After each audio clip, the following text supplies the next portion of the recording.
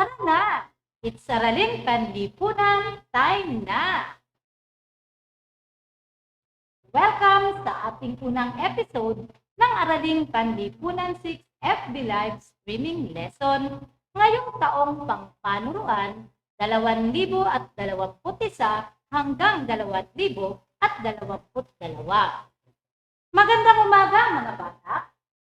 Magandang umaga, Valenzuelan! Kumusta kayo?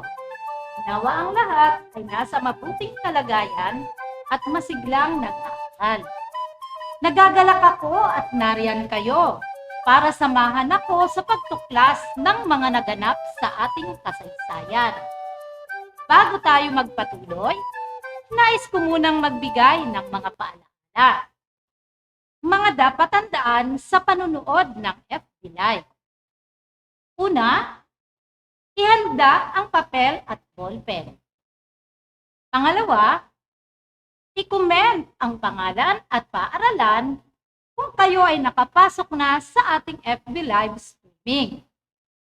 Pangatlo, mahalagang bagay at tanong lamang ang isulat sa comment section.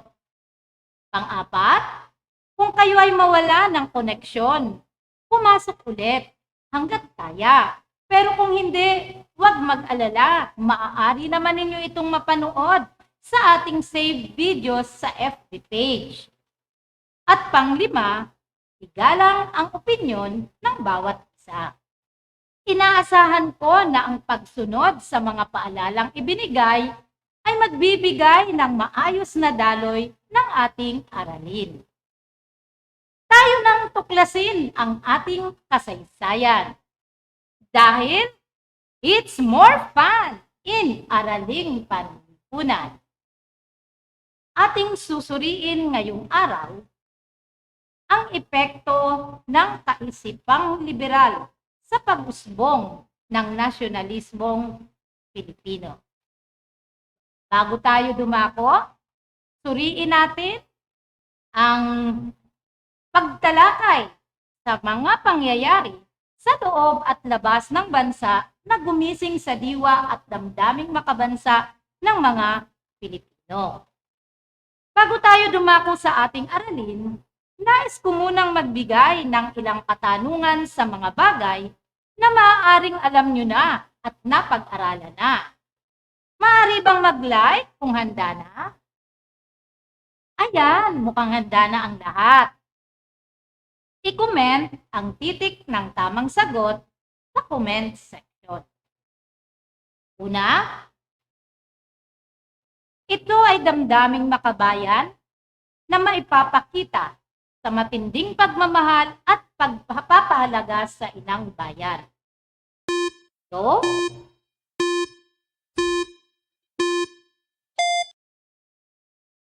ano ang tamang sagot?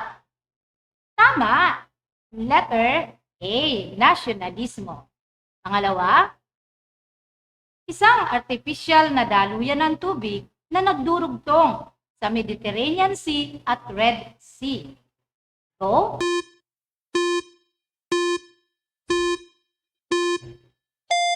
kung ang sagot nyo ay letter A, tama kayo dahil ito ay letter A, Suez Canal. Pangatlo, tawag sa mga Espanyol na nakatira sa Pilipinas ngunit ipinanganak sa Espanya. Go!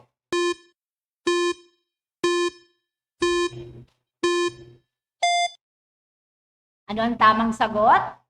Patingin nga ako. Letter D, Peninsulares. Pang-apat, tawag sa mga Espanyol na ipinanganak at nakatira sa Pilipinas. So,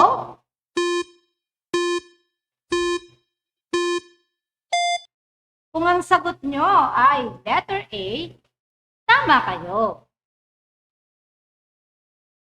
Panglima, tawag sa mga katutubong Pilipino noong unang panahon.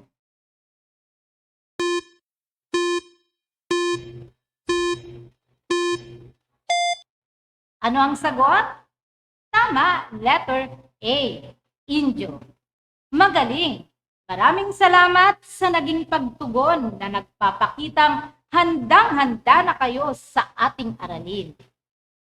Ang mga salitang iyan ay maaari nating makita o mabasa sa pagtalakay ng ating aralin sa araw na ito at sa mga susunod pang araw. Ngayon naman ay dumako na tayo sa ating aralin. I-comment ang salitang papasok sa inyong isipan kapag nakita ninyo ang larawang ipapakita. Unang larawan, ano kaya ang inyong maiisip na salita sa larawang ito? Pangalawang larawan, ayan, ano ang nasa sa isip ninyo kapag nakikita ninyo ang larawang iyan? At pangatlo, ayan, ano kaya ang ipinakikita ng mga larawang iyan? Tama, ang mga iyan ay nagpapakita ng pagmamahal sa bayan, ng pagkakaroon ng nasyonalismo o pagiging makabayan. Bakit nga ba nagising ang diwa at damdaming nasyonalismo ng ating mga ninuno? Alamin natin, may iba't ibang pangyayari sa labas at loob ng bansa na nakatulong para mapukaw ang diwang makabansa ng mga Pilipino. Tara na at ating alamin kung ano-ano ang mga ito. Una, ang pag-usbong ng liberal na kaisipan o liberal na idea. Noong ika-18 siglo, umunlad sa Europa ang liberal na ideya. Ang kaisipang binuo ng mga scholar na nagtangkang iahon ang Europa mula sa panahon ng kawalan ng katwiran at patuloy na paniniwala sa mga pamahiin at kamangmangan. Tinawag nila ito na panahon ng kaliwanagan o Age of Enlightenment, na kung saan ito ay nakarating sa Pilipinas. Ang kaisipan na ito kaya mula sa matagal na pang-aabuso ng mga Espanyol sa mga Pilipino, ang tradisyonal na kalooban at pagpapahalaga, ang takot na nararamdaman ay napalitan ng isang bukas na kaisipan na handang tanggapin ang mga pagbabago.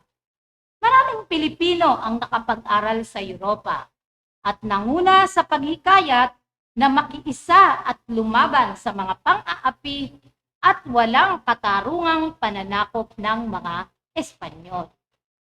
Pangalawa, ang pagbubukas ng Pilipinas sa pandaigdigang kalakalan. Ang kalakalang galyon lamang ang tanging kinikilala bilang pangkalakalang panlabas ng bansa noong panahon ng pananakop ng mga Espanyol. Ngunit sa kalaunan, binuksan ang iba't ibang daungan sa Pilipinas, gaya ng daungan sa Maynila noong taong 1834, daungan sa Suwal, Pangasinan noong 1855, daungan sa Cebu noong taong 1860,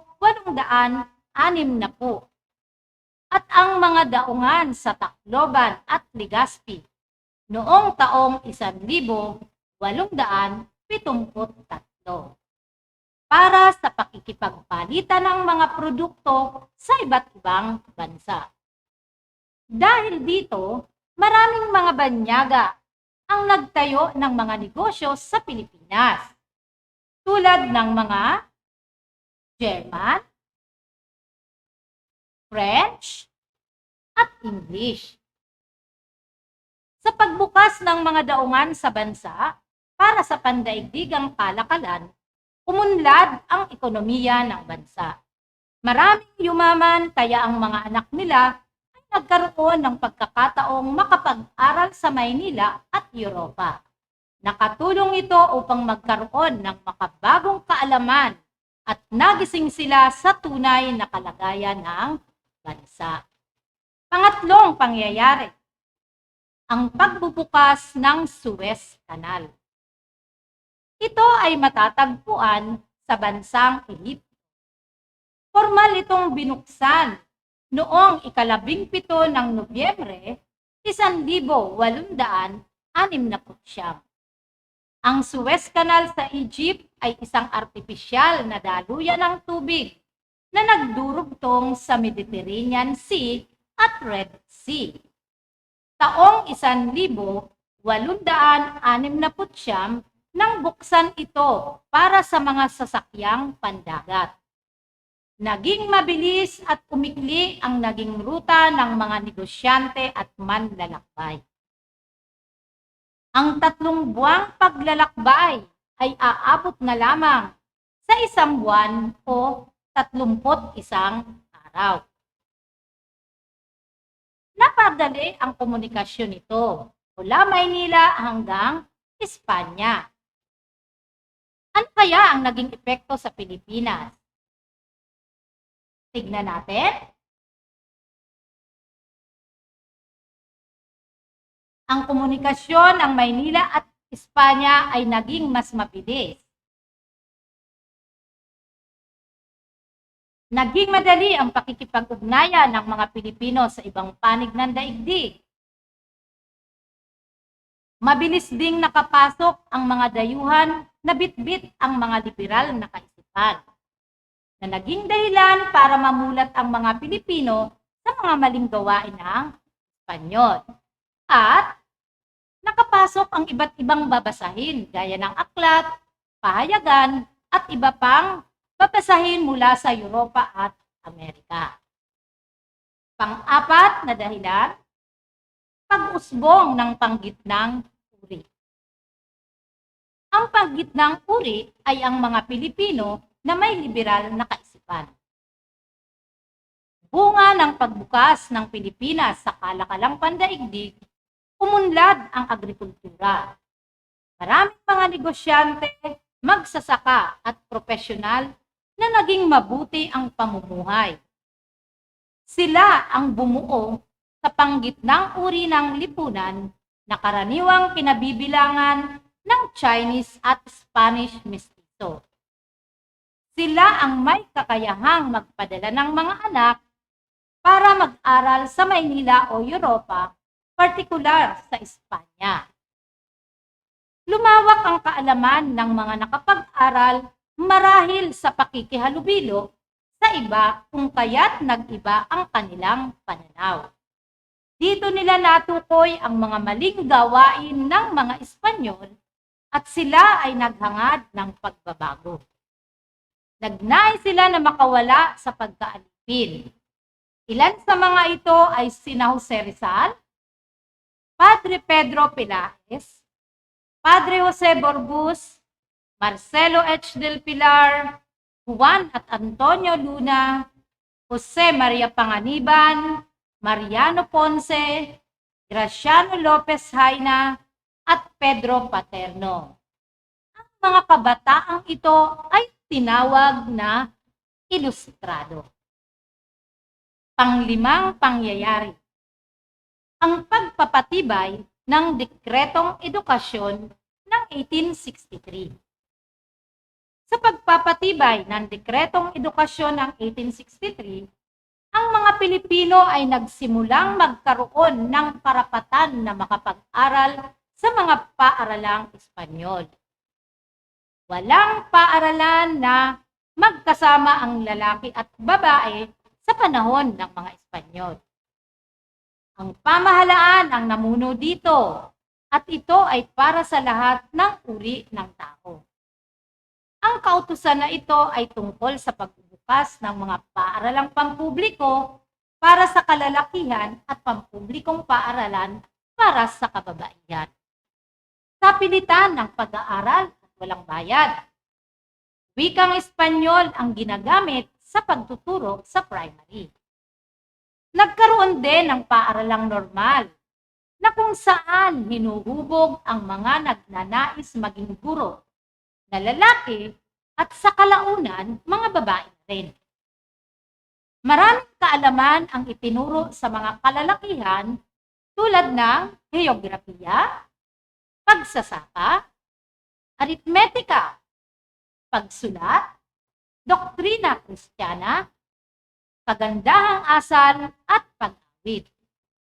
Sa mga babae, naituro din ito maliban sa pagsasaka, heograpiya, kasaysayan ng Espanya.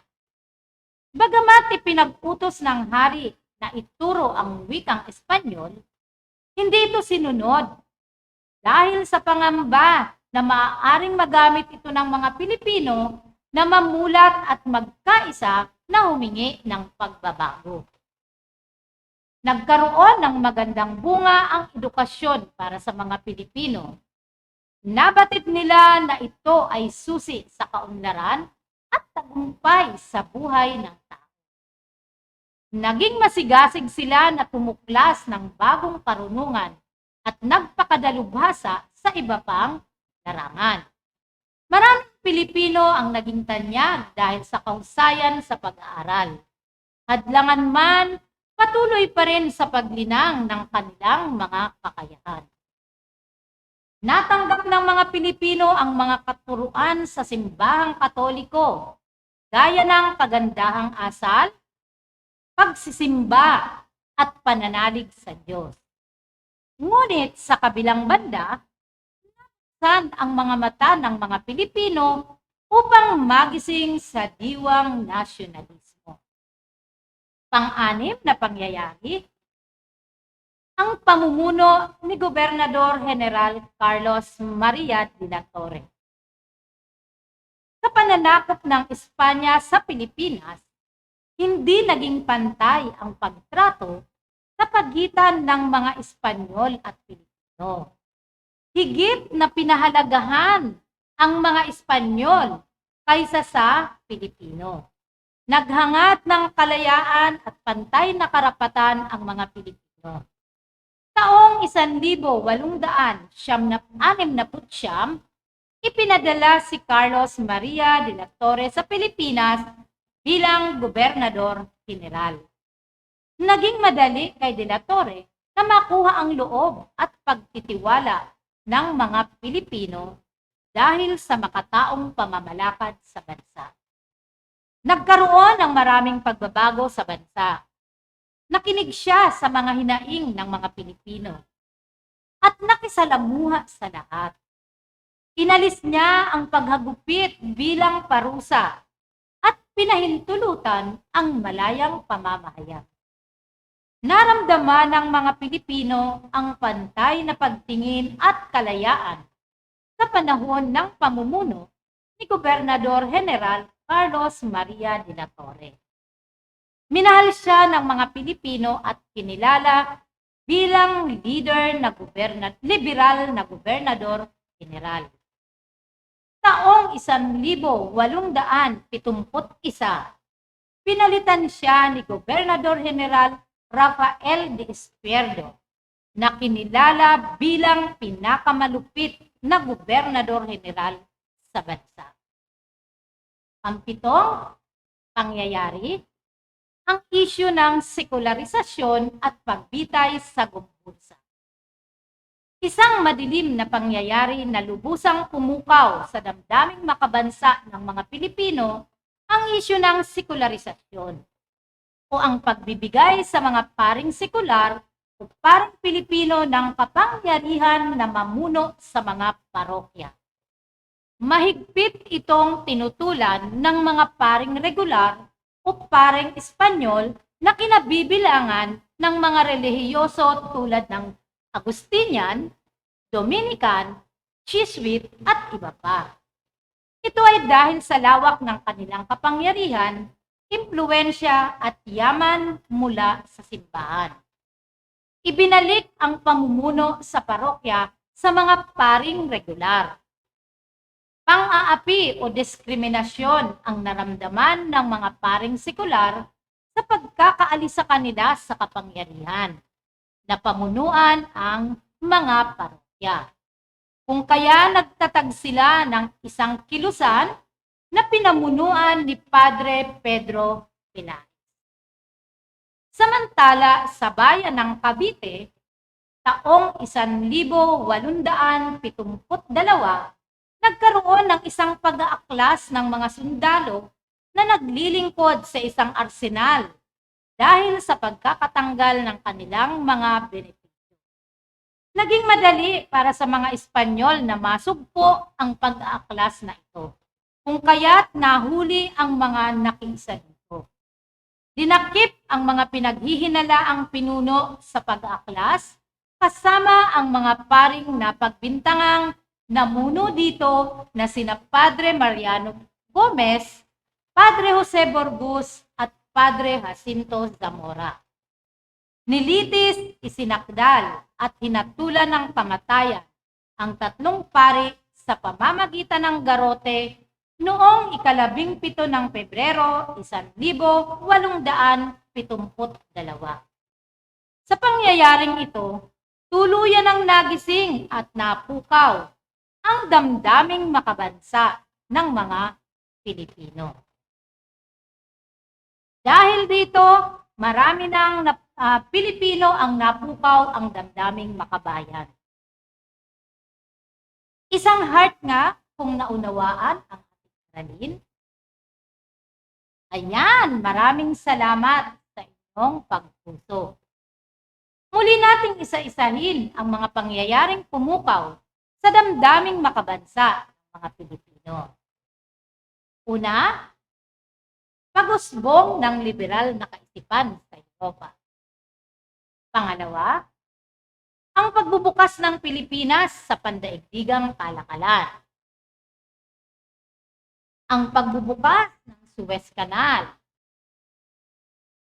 Pang-apat, ang pag-usbong ng panggitnang uri ng tao sa lipunan. Pang-lima, ang pagpapatibay ng Dekretong Edukasyon ng 1863. Pang-anim, ang pamumuno ni Gobernador General Carlos Maria de la Torre. At pang-pito, ang isyu ng sekularisasyon at pagpatay sa gumbursa. Ang iba pang detalye at kaalaman sa ating aralin ay tatalakayin ng inyong mga guro sa follow-up discussion bukas. Ngayon naman ay susubukan ko ang inyong natutunan sa araw na ito. Handa na ba ang lahat? Isang like naman dyan. Isulat o i-type ang titik ng wastong sagot sa comment section. Mayroon kayong 10 segundo upang gawin ito.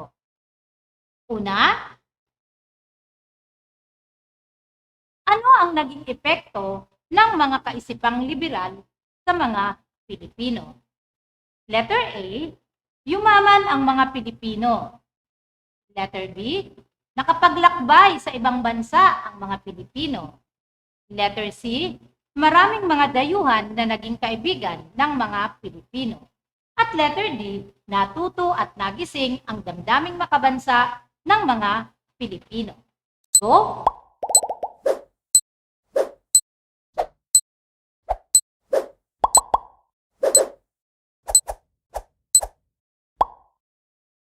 Kung ang sagot nyo ay letter D, tama kayo. Pangalawa, bakit nakabuti ang pagbubukas ng Suez Canal para sa mga Pilipino? Letter A, marami ang nakapaglakbay. Letter B, marami ang nakapag-aral. Letter C, maraming paring sekular ang nasa Pilipinas. At letter D, naging mabilis ang kalakalan at ang komunikasyon.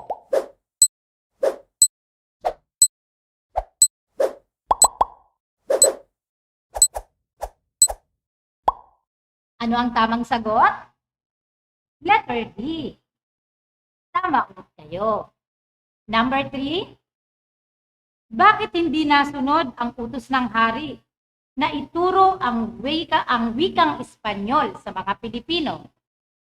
Letter A, mahirap pag-aralan ang wikang Kastila. Letter B, walang Pilipinong may kakayahang magturo. Letter C, hindi nagustuhan ng mga Pilipino ang mga aralin.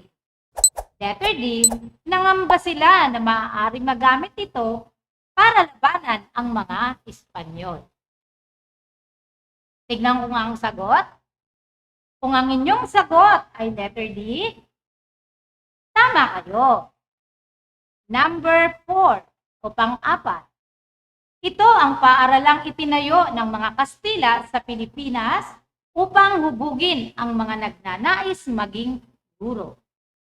A. Paaralang normal. B. Paaralang primarya. C. Paaralang pampubliko.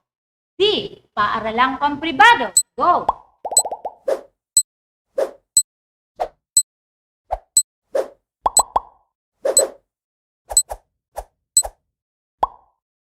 Kung ang sagot nyo ay letter A, tama kayo. Dahil ang sagot ay letter A. Number 5. Anong pangyayari ang lalong nagpasidhi ng damdaming makabansa ng mga Pilipino? A. Pagbitay sa 3 paring martir. B. Pagbubukas ng mga daungan. C. Paglakbay sa ibang bansa. D. Pag-aaral sa ibang bansa. Go!